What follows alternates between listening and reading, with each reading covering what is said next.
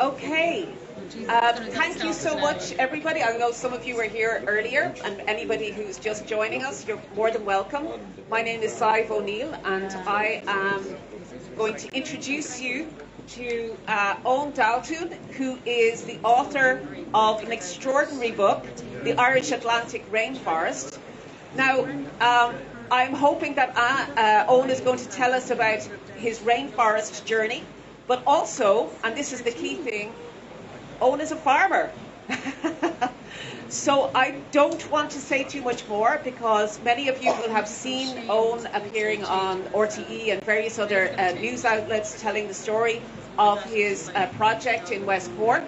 But I'm hoping that we will be able to take some of those lessons and apply them to other parts of the country that are maybe different landscapes and different species of biodiversity. But perhaps you can share with us your story first of all.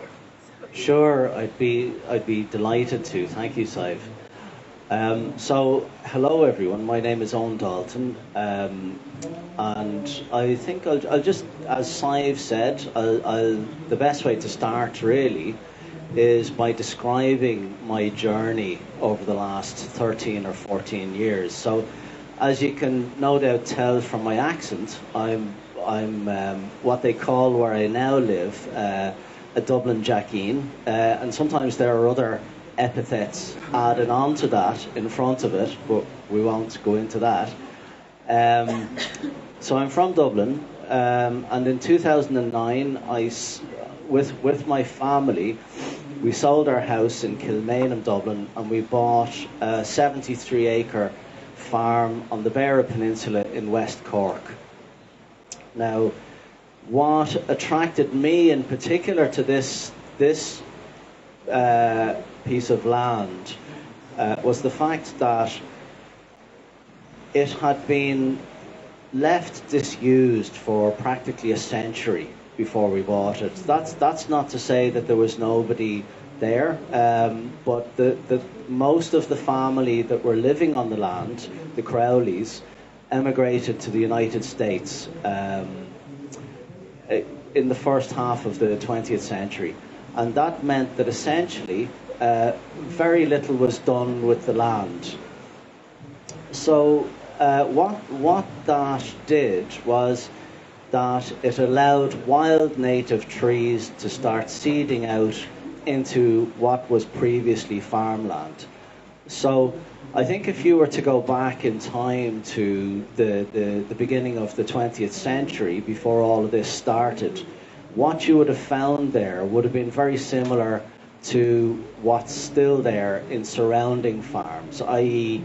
that mostly open fields used for pasture, whether for sheep or cows, and in between you would have had hedgerows and largish trees along field boundaries, and in areas of rough ground, i.e. bits of scree and escarpments, and where on the Beara Peninsula there's a lot of rough ground. So you would have had pockets of land like this, and they were left unused for agriculture because the land was too poor, and those bits of ground served as refuges for wild native trees and all of the associated biodiversity, whether it's woodland wildflowers and invertebrates, insects, spiders, birds, mammals, the whole lot. And as the land ceased to be used intensively, those trees and all of the other biodiversity were able to start spreading out into the bits in between, and you got the spontaneous formation of a wild native forest. Now, what was preventing that from happening previously? What was preventing it from what is still preventing it from happening in the other surrounding farms at the moment is grazing by livestock. So trees seed out into ground continually. Acorns, as Una said earlier, acorns are being spread by jays, birch, willow, seeds are blowing out continually into surrounding ground. But if you have livestock like cows or sheep grazing the land, every single one of these seedlings gets eaten, and that keeps the land as just fields rather than forest. So what had happened was that most of the land had gone back to this incredibly species-rich wild native forest. Unfortunately, however, for the last 10 or 20 years or so of before we came, that process of what ecologists would call ecological succession, i.e. reversion back to wild native habitat, had been blocked. And the thing that was blocking that, there were a large herd of feral goats in the area that only a few had been introduced into the area a decade or two previously, and they had reproduced until there were about 100 of them in the immediate area, and they had grazed everything completely bare, along with smaller numbers of sika deer, both of which are non-native, what we would call invasive species.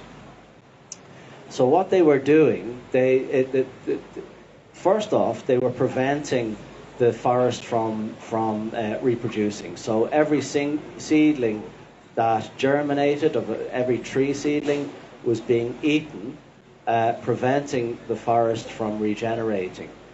Furthermore, there was none of the incredibly rich ground flora that you normally associate with native woodland. The woodland floor was completely stripped bare.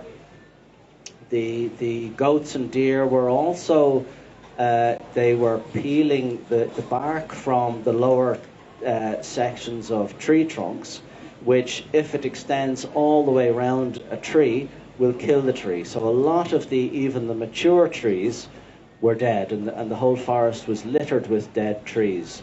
As if all of that wasn't bad enough, the severe overgrazing had also opened the way for invasion by a whole host of non-native invasive plant species, of which there were about 8 or 9, but by far and away the worst of the whole lot was Rhododendron ponticum, which is a massive problem in native woodlands on the more acidic soils around the west of the country.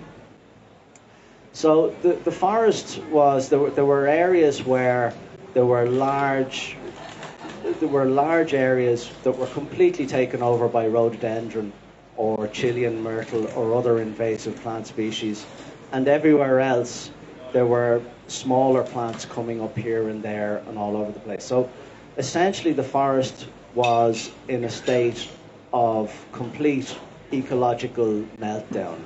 And the really sad thing about all this is that it's estimated that in prehistory, so if you go back to,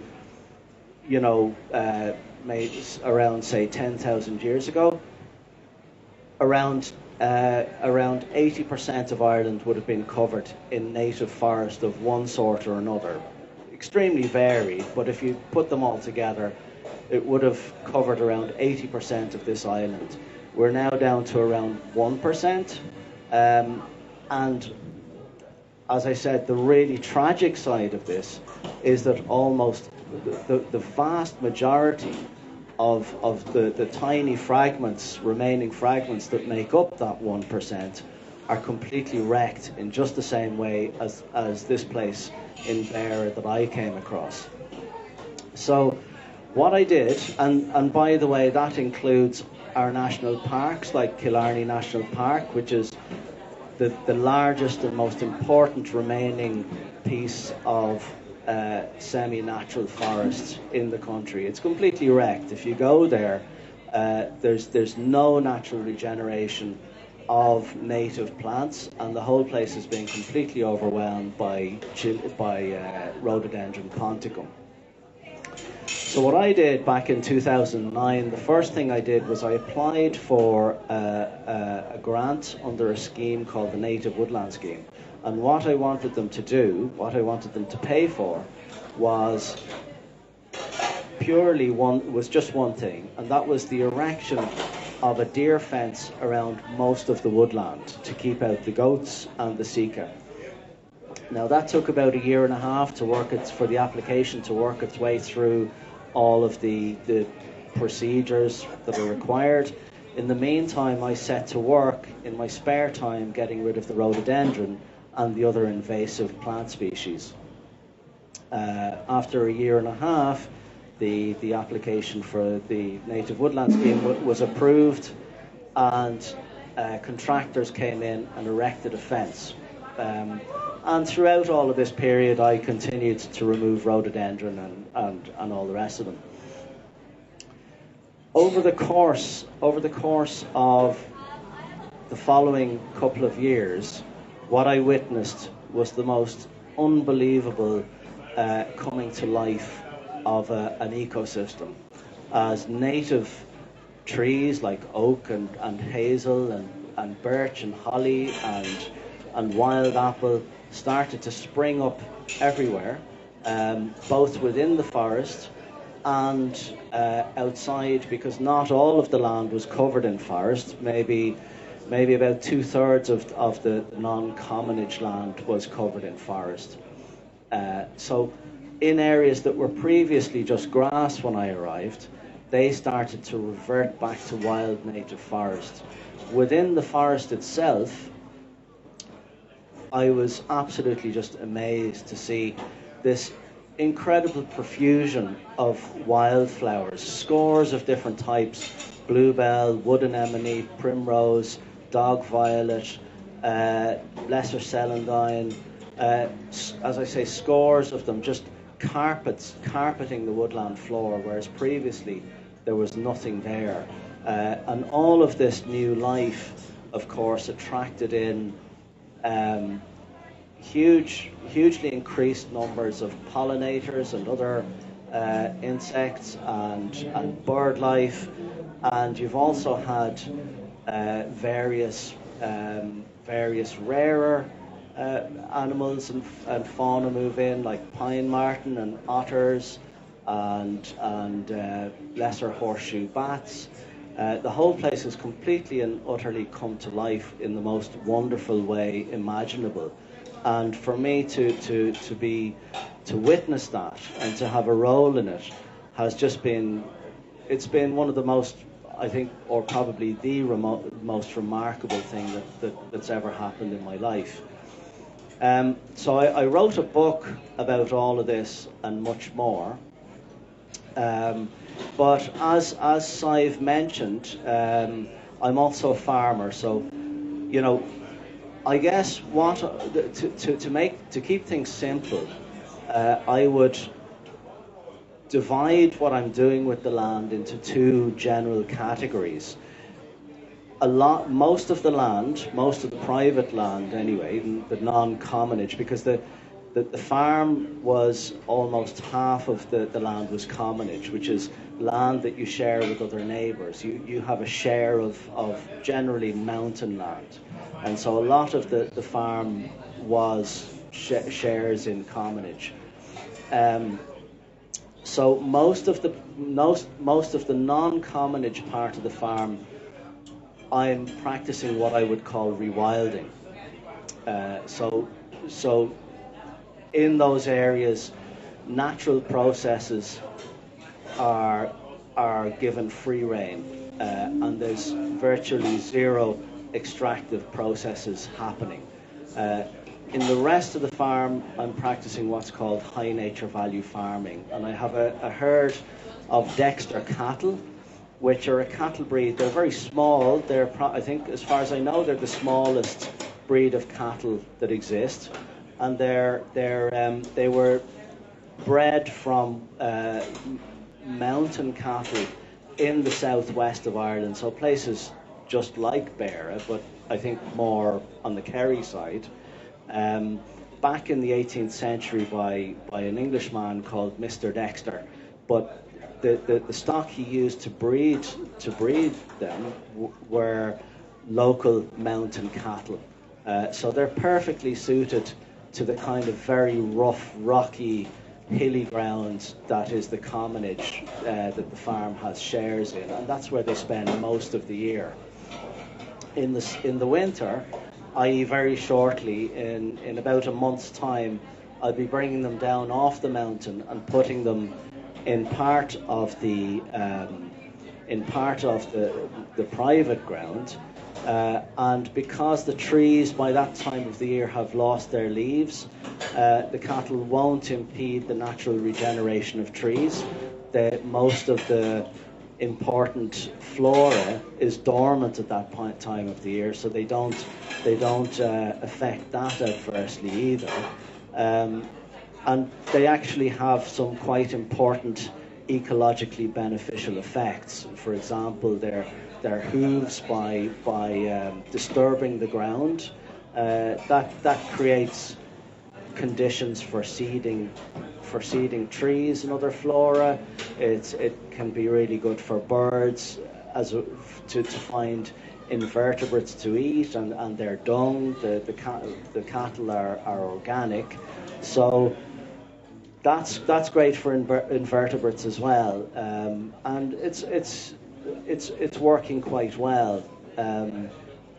It's what I'm doing is something that I'm tweaking as I go along. I see it as an experiment. It's every year I learn things. I say, I'm not so happy about that. Next year I'm going to do this slightly differently, or maybe I'm going to bring the cattle down a bit earlier or a bit later, or whatever. And I think the way that I'd explain what I'm trying to do, I wouldn't describe as what I'm doing as perfect, but I see it as the best that I can do within the current confines of of farming and the subsidy system as it currently exists. So, Sadhbh, would you have anything you'd like to add? Thank you so much, Eoghan. It's such a fascinating story. But I suppose my first question is, just because of where we are, we're in Kilkenny. We have a completely different landscape and ecology. How replicable is what you did in the Beara Peninsula to farmland and people who might have the resources or the land to engage in a rewilding experiment like yours? Well, I think it's a great question, Sadhbh, and the first thing I would say is that what I'm doing isn't really replicable anywhere. And the reason why I say that is because by choosing to do what I do, I have essentially sacrificed a lot of the livelihood that comes from land. It's important. What Una and John hit the nail on the head earlier when they said that it's essential to understand that farms are livelihoods. The land is how people earn a living to pay for mortgages, for their kids to feed their families, to pay their bills, to live their lives. And you can't expect people to say, okay, I'm going to forego a large section of my livelihood just because I feel strongly about what's happening to nature and biodiversity. I made that choice because I was coming into all of this from a very, very different background. I'm not from a farming background, so I had my own very unusual take on how we should relate to the land. But to expect most farmers to do anything like that is completely, it's just not going to happen. So it's not just a question of being not replicable in Kilkenny, it's not replicable anywhere. And that brings me to what I would say is the most important thing that we need to do to change things. If we want to arrest the collapse of biodiversity in nature and nature in Ireland, and make no mistake, as Una pointed out with the statistics she gave earlier, nature is collapsing in this country. And if we want to turn that around, the most important thing, in my view, that we need to do is we need to give farmers the possibility to make a living from the land through rewilding. Now, it's essential to emphasise that should be a choice given to farmers. It should not be imposed on anybody. It should be just something that's an option that's open to them. So, for example, if you think about my neighbours, where most of the land is very, very rough, mountainy ground, and what they're doing is the usual thing to do with such ground in a place like the Beara Peninsula is to put sheep on it. Because it's very infertile land, a lot of rock and so on, the amount of sheep that such ground can support is very, very low. So, and your inputs are quite high, like the sheep are fed on sheep nuts and hay that's brought in, and the production is extremely low. Now, so you could say, well, what's the problem? Like, sure, what else would you do with land like that? Well, what you would do is if you took the sheep off, it would revert back to wild native forest. Now, I think if you gave farmers that option, there would be plenty who would say, no, I don't want to do that. Farming sheep farming is my identity. It's my family. I've been doing it for generations. It's part of my life. I want to keep on doing it. And I think that should absolutely be respected. But I think there would be other farmers who would say, well, actually, that suits me quite well. Where I am in the Beara Peninsula, for example, virtually no farmers live just from farming. Everybody has to have something else that they live from. Maybe a little shop, maybe they're a plumber, maybe maybe the wife is a nurse or whatever, So I think there would be a proportion of people who would say, yeah, that would suit me quite well. I wouldn't have to spend my weekends running around the mountains after sheep.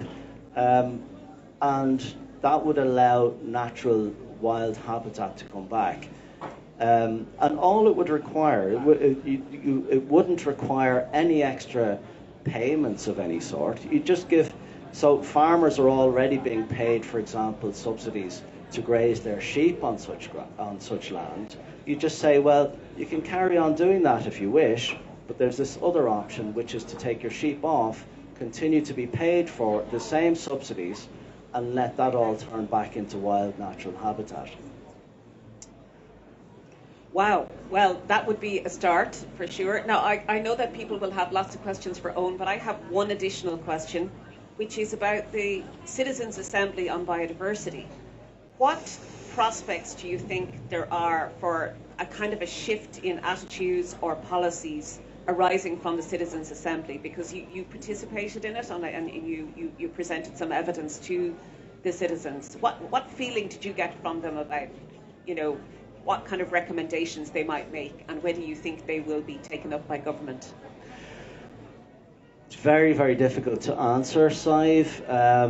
I only got to speak to a small number of the Assembly members. My feeling was that they were hungry for information, but unfortunately, for, a half an hour listening to the talking about how Coillte are all about biodiversity and the climate and people.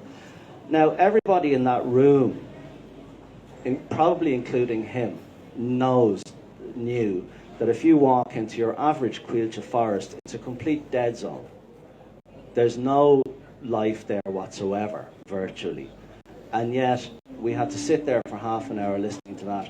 So I really don't know whether the Assembly members are getting the kind of information they need to make the decisions that need to be taken to really shift things along. I tried to to speak about rewilding, but I only had about 2 or 3 minutes to do so, so I wasn't really able to say whole pile in those 2 or 3 minutes.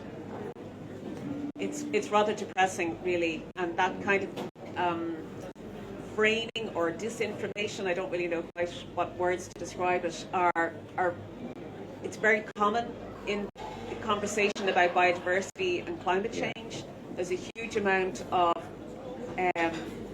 misunderstanding as a result in the public about how bad the situation actually is and how radical the steps are going to be required in order to reverse it.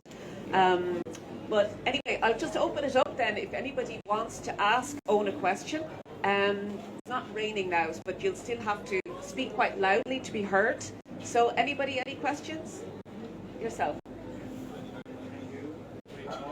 Thank you.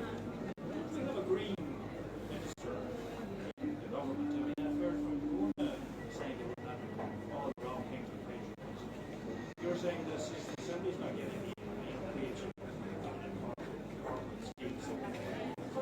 what's going on there?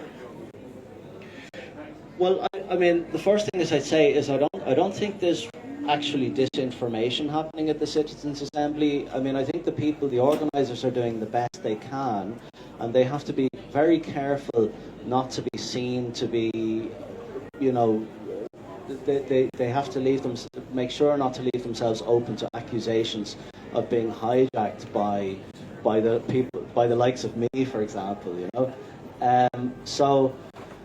But I think, you know, to answer your question, I don't know. I mean, I think that the Green Party are I really can't speak for them. You know, there's been plenty of criticism. I think they've probably done some good stuff, but I mean, obviously they're working with it as a small minority of two parties whose agendas would be very, very different with regard to all of these questions to that of the Green Party. So it's probably limited.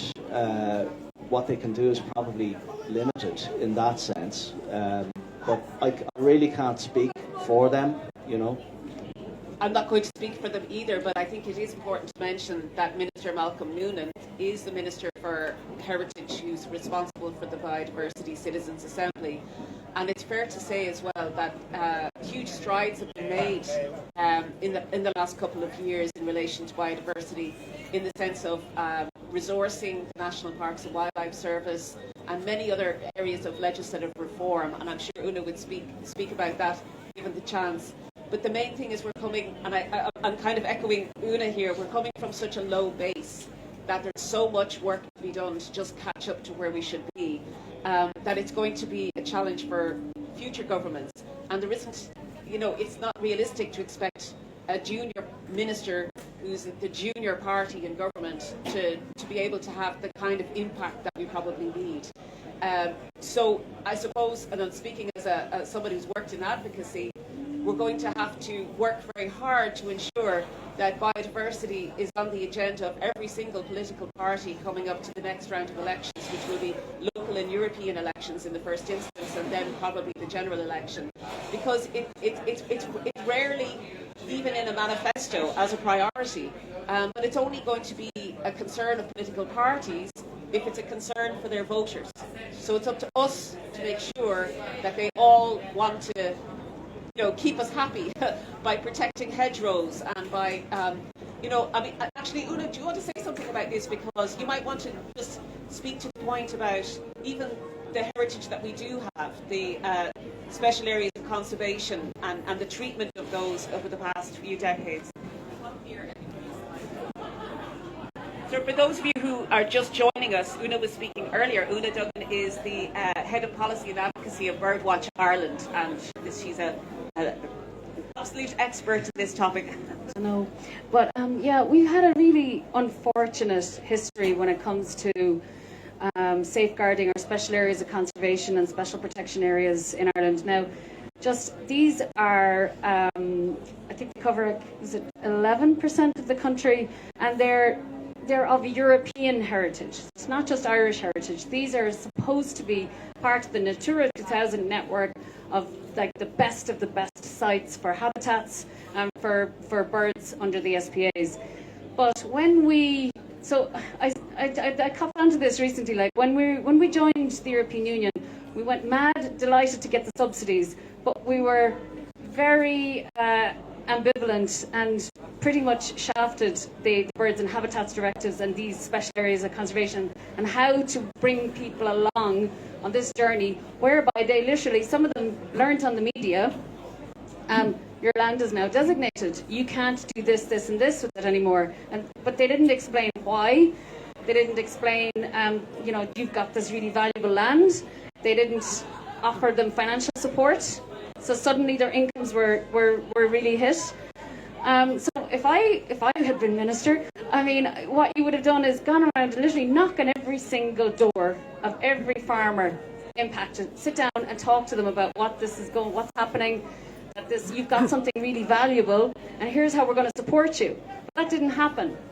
And so what happened instead was a befuddling fudge of implementation of the very strict birds and habitats directives, overgrazing of sheep on the uplands, destroying blanket bog, like right through the 80s, and there was court cases where the European Court of Justice said with the red grouse case, for example, you know, you have to stop, you have to destock to allow for this bird species to be able to survive as well and stop the squeezing out of nature that I talked about earlier. So now 85% of the habitats in our most important areas have poor status, poor functionality. They're not functioning properly. A lot of them would be peatlands and heath habitats, but also freshwater habitats and dune habitats. All these habitats that actually we need for resilience, to mitigate and adapt to climate change, because peatlands, of course, are really good to sequester carbon and store carbon. Dune systems are so important to the coast. With sea level rise, they protect properties. I mean, so they're all valuable. But we really now have a job to do to restore these habitats and support farmers to do it. So, as Eoghan said, farmers should have the choice. And if they want to rewild some of their land, and rewilding as a term is an interesting one, because sometimes I think it's whatever you're having yourself. Like, as in, it's about bringing back nature, but it doesn't necessarily have to be this, which I'm dying to see Eoghan's place, because there's amazing rainforest, which I would love to see. But also the high nature value farmland farming is important for flowers, wildflowers, like meadows, you know, especially all over the country. We're losing those at a rate of knots to intensification. So, you know, we've had a rich and diverse, you know, series of suite of habitats in Ireland, and diversity, it's all about, you know, that variety, you know, and that's what's really important. Does that help with the birds and habitats directive? Yeah, I'd love to. Thank you. Thanks, Una. I mean, I think, you know, it's worth just talking about rewilding for a moment, and you brought it up, or I did before that. But yeah, rewilding means quite a lot to a lot of different people. But I think, you know, my angle on some of the subjects we're talking about would be slightly perhaps different to your own, in the sense that, you know, I think when we talk about biodiversity loss and the collapse of nature in Ireland, we can look at it in various ways. We can say, okay, so as you yourself and John were saying earlier on, we had this green revolution in the 1950s and 60s, in which intensive production was the be-all and end-all, and that led to a catastrophic collapse of the kind of rich habitats that you would have found on farmland up prior to that point. And that was undeniably a disaster, and I wouldn't for a moment dispute that. But where we perhaps differ is that I would go beyond that and say that really and truly you need to be acknowledging what farming is, and we need to understand that farming is, at some point, and now it depends how far back in time, it varies how far back in time you have to go But at some point in time, farming of its very essence means taking wildland and using it to produce food for ourselves, which of course we have to do because we all need to eat. But we need to understand that that inevitably compromises all sorts of natural processes. And that's why I feel, I mean, I completely agree with Una and John that high nature value farming is an essential part of the solution to biodiversity loss in Ireland. I'm practicing it myself with my Dexter cattle. But I also feel that leaving areas of land completely to nature is, to my mind, even more important. Now, maybe we differ on that, and that's fine. I think, you know, there's room for... Can I prompt you to estimate or suggest a percentage of the land? Like, just imagine that the government actually declares a biodiversity emergency and decides to act on it. And they set aside, and they set aside X percentage of the Irish land for nature. What percentage would that need to be?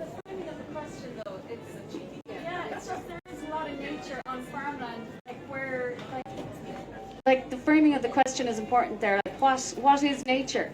So nature is the rewilded, fabulous rainforest that Eoghan has created.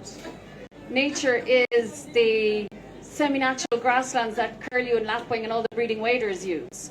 You know, if we, you know, the nature is diverse. There's a lot of different habitat types out there, not just one. It's not just about trees. I absolutely agree with Una. I think you're absolutely right, and I would never suggest that we should just be bringing back forests and forget about everything else. I think those wildflower meadows, wetlands, all of that, absolutely essential, and we need to be looking at all of that too. But rewilding would include that.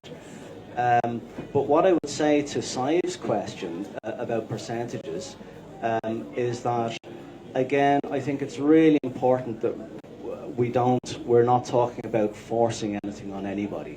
You know, if we start saying, right, we're going to have such and such a percentage of rewilded land in Ireland, and that means forcing X number of people to go down that road, that's going to be hugely resisted, and that's going to be extremely counterproductive. We need to bring people with us, and that's why, you know, I'm at pains to say that being paid to rewild your land has to be an option that people can take if they want, and leave if they don't want.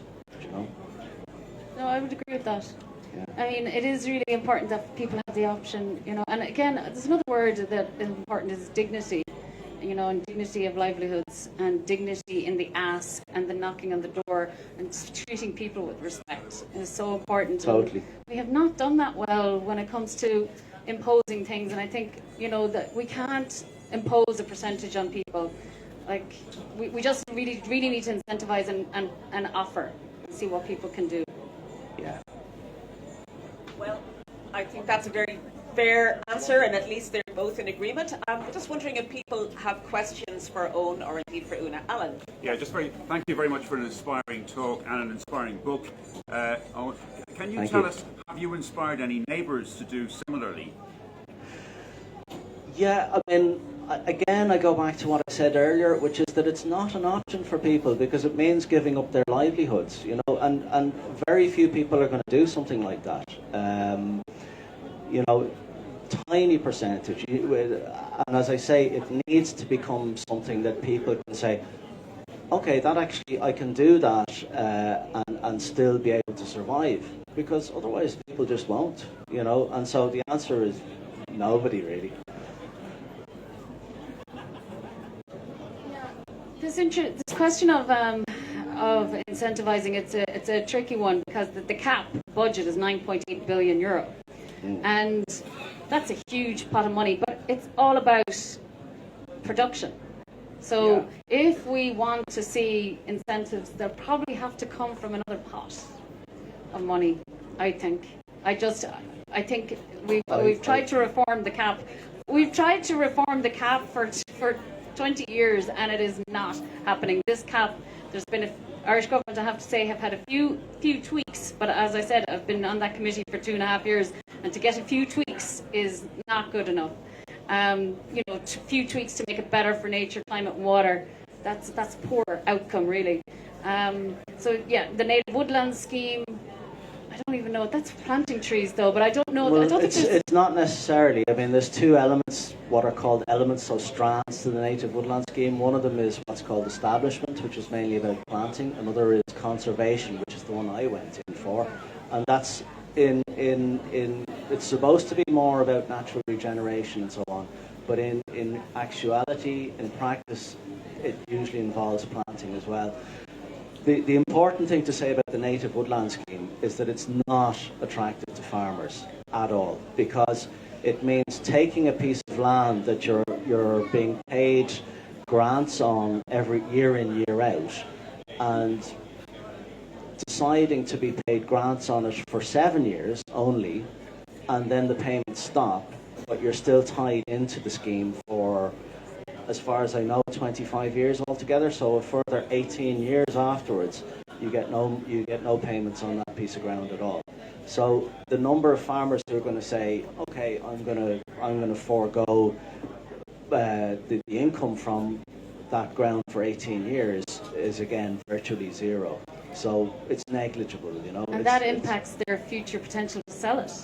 The land. There are all those kind of factors as well. We need to completely change the whole paradigm to one in which wild nature is seen as an asset rather than as a liability, which is the current, the way farmers see any bits of scrub or wildness on their land at the moment. They see it as wasted land, and it's largely down, not purely, but it's largely down to the current subsidies criteria. I think it goes beyond that, and there are all sorts of things, other factors, such as, I mean, people for generations have been trying to make a living from land, and so that's seen as the direction that you should be going in, is making land ever more productive. So I think the problem goes deeper than just subsidies. But that's the low-hanging fruit, if you like. That's the first thing we need to address. See, I slightly disagree on that one, because I think it's a bit of a generalisation to say all farmers, that all of them think that bits of scrub are a bad thing, or that they're, nature, a little bit in nature on their farms is less valuable to them. I think that for sure the subsidies have a big, have had a big impact. But like, no farmer gets up in the morning and says, right, I'm going out now to destroy nature, and I want to, I accept that it is generalisation, and I think that's fair comment. But I think at the same time, I think if we're honest about, the whole idea of reclaiming land, of improving land, and it is widespread amongst the farming community. There is this idea that if you get a piece of land that's rough, and over the course of your lifetime you can turn it into a little piece of County Meath, that you've done a really good thing, that you're handing on something really positive to the next generation. And I'm not knocking that. It's there are very good reasons for that kind of an idea to have developed. People have fought really hard over generations, over hundreds of years, to make a living from the land, and that determines people's thinking on this, and that is a factor along with the subsidies criteria. But I do very much accept. I think it's very easy I do very much accept your point about generalizations. I think it's very easy to get into this way of thinking that all farmers are like this, or all farmers are like that. Farmers are all individuals, like any other bunch of people, and some of them they all have different ways of looking at things. But at the same time, I think that is the general, that's the general kind of like direction that things were going in even before the Common Agricultural Policy. Yeah. Sorry to cut in on you there, Una. I'm sure you wanted to come back in. We're going to wrap up very shortly, but we have time for for maybe one more question. If anybody has a question for Eoghan or indeed for Una or for both of them. Go for it. How did you get rid of your rhododendron, Eoghan? That's a good question. A massive task. How to get rid of rhododendron? It's such an awful plant, rhododendron, you know, and the way that I did it, which was the only way I was aware of at the time, was you start with the larger plants, because you have to go for the mature plants first, because one rhododendron bush can send out 1 million seeds in a single year. So the first priority is to cut off the seed source, because otherwise you're just like King Midas trying to beat back the waves, you know. And the way you get rid of the big mature plants, if you cut them, they just regrow, and within a very short space of time they can be flowering and seeding again. So you have to cut them and treat the stumps immediately with glyphosate, better known as Roundup. Now, it's a nasty. Nobody likes glyphosate. Nobody likes Roundup. You're talking about very targeted use. So you use it immediately, and only as soon as you've cut the plant at the base, you treat purely the stump. So you're not spraying it around or anything, and you do it only in dry weather. So there's no risk of it being washed off and into the wider ecosystem, you know. And once you've treated, so you do that with all of the plants that you can't pull out, and then everything from about with a thickness of around your thumb down of the stem, you can just pull out, you know. And it's something that I'm still doing. It's never stopped, but the numbers that I have to pull out every year are continually, every year it's less and less, you know. Lots of manual labour to keep you busy there. Well, we're going to wind up now. Thank you everybody for joining us today. I hope that you'll come back after lunch. We have another exciting session at 2 o'clock with Christina Kiley and with Daniel Long. I don't know if Daniel's here yet. Where we're going to sort of put the focus on kind of linking the producer and the consumer. Daniel is another dairy farmer, but he's also involved in a number of projects to improve his farm efficiency and environmental performance. And then after that, we're going to have a panel discussion with a number of very interesting speakers, including Catherine Cleary of Pocket Forests and Tyg Buckley, who is the economics advisor to the Irish Farmers Organisation. So it'll be very interesting to hear what he has to say, and we'll also have a couple of other people joining us. And then we're going to conclude at 4 o'clock this afternoon with a couple of speakers who are both farming with hydroponics. So kind of another sort of approach to farming without chemicals, but with a whole different model, I suppose, around food production.